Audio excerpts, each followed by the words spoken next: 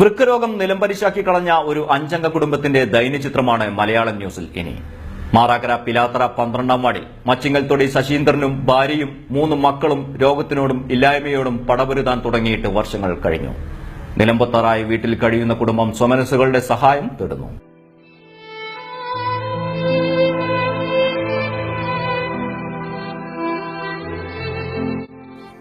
ഇനിയൊരു മഴയ്ക്ക് കൂടി ഈ വീടുണ്ടാകില്ല എന്ന് സുമംഗലി പറഞ്ഞപ്പോൾ കേട്ടുനിന്നവരുടെ കണ്ണുകൾ നിറഞ്ഞുപോയി.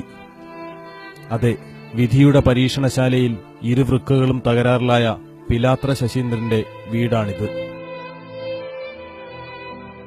ചെരുപ്പു തുന്നലുമായി ഉപജീവനം നടത്തിവന്ന ശശീന്ദ്രനെ വൃക്കരോഗം നിവൃത്തികേടിന്റെ നിലയില്ലാ കയത്തിലേക്ക് ആഴ്ത്തിയിടുകയാണ്. 3 മക്കൾ. മകൾ ജിനിഷ ഡിഗ്രി വിദ്യാർത്ഥിനിയാണ്. ജിതിൻ, ജിഷ്ണു +2-നും 10-ാം തരത്തിലും പഠിക്കുന്നു. 5 കുടുംബത്തിന് രാപാർക്കാൻ ജനലുകളില്ലാത്ത 2 മുറിയും ഒരടുക്കളയും മാത്രം.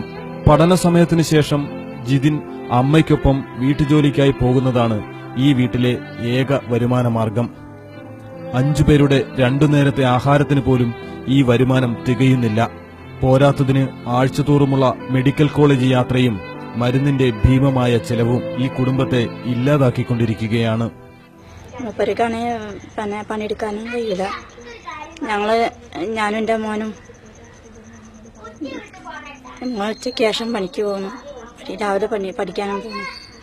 പിന്നെ എൻ്റെ വരുമാനമാണുള്ളത് കാര്യമായിട്ട്, വേറെ ഒന്നുമില്ല. പിന്നെ മെഡിക്കൽ കോളേജിൽ ആഴ്ചയിലൊരു സംഖ്യ ആവും.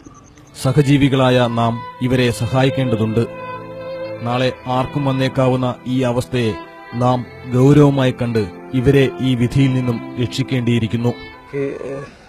2 കിഡ്നി പോയതാണ്. കിഡ്നി പോയാണ്. പിന്നെ കുട്ടികളെ പഠിപ്പിക്കാനൊരു വകയില്ല.